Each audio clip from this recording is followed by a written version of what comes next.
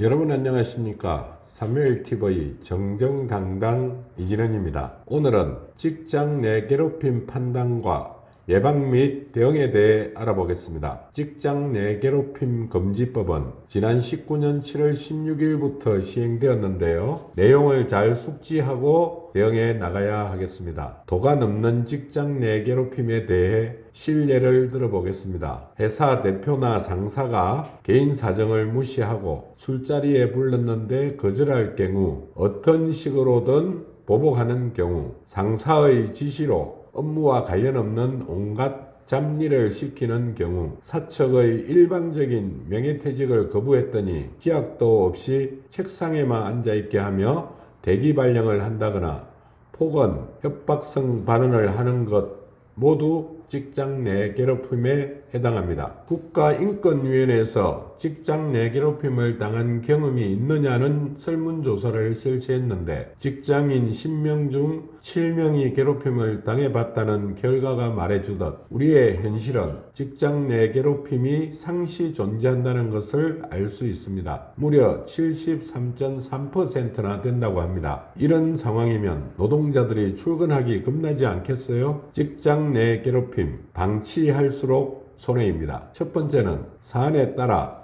근로기준법 등 노동관계법 위반, 민사상 손해배상 책임 등 법적 분쟁 비용이 발생합니다. 두 번째는 직장 내 괴롭힘 한 건으로 인한 손해비용을 1,550만 원으로 추산한 연구 결과가 있듯이 손해비용이 발생합니다. 피해자의 결근, 근무태도, 불성실 등에 따른 근로시간 손실분, 대체인력, 괴롭힘 조사 비용 등을 바탕으로 계산합니다. 세 번째는 이직이 늘어나고 업무 능력을 저하시키는 요인이 되어 생산성 하락을 가져올 수 있습니다. 네 번째는 사건 발생 사업장으로 주목받을 시 기업 이미지 하락으로 인한 손실이 발생될 수 있습니다. 사용자는 근로관계에 따른 배려 의무가 있습니다. 판례에 따르면 사용자는 근로관계에 따른 배려 의무로서 근로자의 인격적 보호와 쾌적한 근로환경 제공 의무가 있습니다. 배려 의무를 다하지 않은 경우 손해배상 책임이 인정될 수 있으므로 노동자를 직장 내 괴롭힘으로부터 보호해야 합니다. 자, 그럼 직장 내 괴롭힘과 직장 내 성희롱은 어떻게 다를까요? 직장 내 괴롭힘은 근로기준법 제76조의 2항에 사용자 또는 근로자가 직장에서의 지위 또는 관계 등의 우위를 이용하여 업무상 적정 범위를 넘어 다른 근로자에게 신체적, 정신적 고통을 주거나 근무 환경을 악화시키는 행위로 명시하고 있으며 직장 내 성희롱은 남녀 고용평등과 일가정 양립 지원에 관한 법률 제2조 제2호에 사업주, 상급자 또는 근로자가 직장 내의 지위를 이용하거나 업무와 관련하여 다른 근로자에게 성적 운동 등으로 성적 굴욕감 또는 혐오감을 느끼게 하거나 성적 운동 또는 그 밖의 요구 등에 따르지 아니하였다는 이유로 고용에서 불이익을 주는 것으로 명시하고 있습니다. 근로기준법과 남녀고용평등법의 적용 관계를 살펴보면 사업주가 성희롱을 했거나 사내 성희롱 사건 및 처리 시 과태료를 부과하므로 성적 운동이 문제된 사안이라면 남녀고용평등법을 우선 적용하고 성희롱은 성적인 의미가 담긴 운동이 수반되어야 하므로 여성 비하, 성역할 강요 등 젠더, 괴롭힘은 성희롱으로 보기 어렵습니다. 그러나 경우에 따라 직장 내 괴롭힘에 해당될 수는 있습니다. 다음은 사업장에서의 문제행위 판단 및 처리에 대해 살펴보겠습니다. 직장 내 괴롭힘과 성희롱은 근로자의 인격권 침해라는 측면에서 유사한데요. 직장 내 괴롭힘 판단 시 성희롱 판례 등을 참고하면 도움이 되겠습니다. 문제 해결 및 처리 절차를 양 법률에서 유사하게 규정하고 있는데요. 문제 해결 및 처리 절차 등을 통합 운영하는 것도 가능합니다. 다음은 직장 내 괴롭힘 판단 요소 3가지에 대해 알아보겠습니다. 첫 번째는 행위자입니다. 괴롭힘 행위자가 사용자인 경우도 있고 괴롭힘 행위자가 근로자인 경우도 있습니다. 두 번째는 행위 요건입니다. 직장에서의 지위 또는 관계 등의 우위를 이용해야 하고 업무상 적정 범위를 넘는 행위여야 하고 신체적, 정신적 고통을 주거나 근무 환경을 악화시켰을 것이어야 합니다. 세 번째는 행위 장소입니다. 외근, 출장지 등 업무 수행이 이루어지는 곳, 회식이나 기업 행사 현장, 사적 공간, 사내 메신저, SNS 등 온라인상의 공간 모두 해당됩니다. 괴롭힘 행위자가 사용자인 경우는 어떻게 될까요? 여기서 사용자란 근로기준법 제2조 제1항 제2호에 다른 사용자로서 사업주 또는 사업 경영 담당자, 근로자에 관한 사항에 대해 사업주를 위해 행위하는 자입니다. 구체적으로 보면 대표이사, 등기이사, 인사노무 담당이사, 공장장 등이 이에 해당됩니다.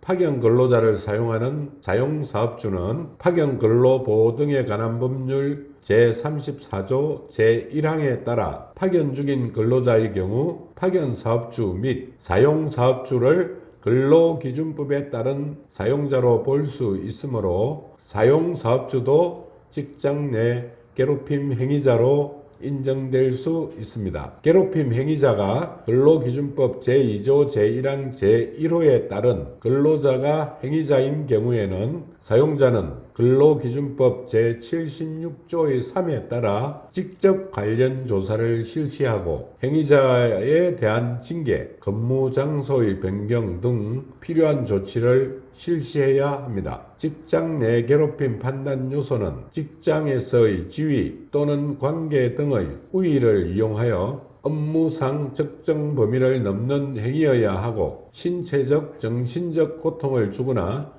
근무 환경을 악화시키는 3개 요소를 모두 충족해야 합니다. 직장 내 괴롭힘의 판단은 당사자와의 관계, 행위 장소 및 상황, 행위에 대한 피해자의 반응, 행위 내용 및 정도, 이례적, 단기간, 장기간 같은 행위 기간 등 구체적인 사정을 참작하여 종합적으로 판단합니다. 다음은 직장 내 괴롭힘 행위를 구체적으로 예시를 들어보겠습니다. 정당한 이유 없이 업무 능력이나 성과를 인정하지 않거나 조롱함, 정당한 이유 없이 훈련, 승진, 보상, 일상적인 대우 등에서 차별함, 특정 근로자에게 근로계약서 등에 명시되지 않은 모두가 꺼리는 힘든 업무를 반복적으로 부여함, 근로계약서 등에 명시되어 있지 않은 허드렛 일만 시키거나 일을 거의 주지 않음, 정당한 이유 없이 업무와 관련된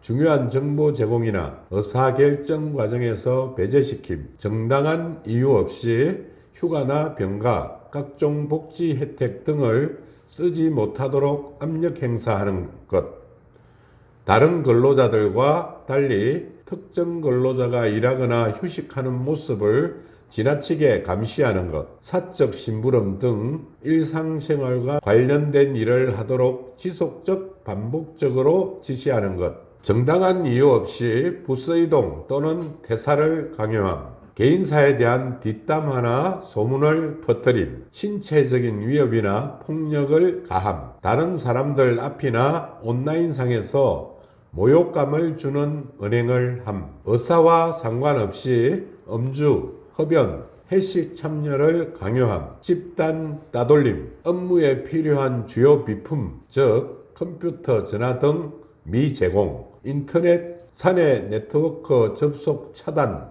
등이 있습니다. 직장 내 괴롭힘을 당하는 피해자의 심적 고통은 날로 더해 갈 텐데요. 이런 일이 발생하면 망설이지도 두려워도 마시고 저희 삼성 웰스토리 노동조합에 제보해 주시면 적극적이고 도전적인 자세로 도움을 드리겠습니다. 직장 내 괴롭힘을 타파해 나가는데 최선을 다하겠습니다. 아직도 저희 3일TV 구독자가 아니신 분은 구독과 좋아요 꼭 눌러주세요. 더 좋은 방송으로 보답하겠습니다. 오늘은 이상으로 방송을 마치겠습니다. 감사합니다.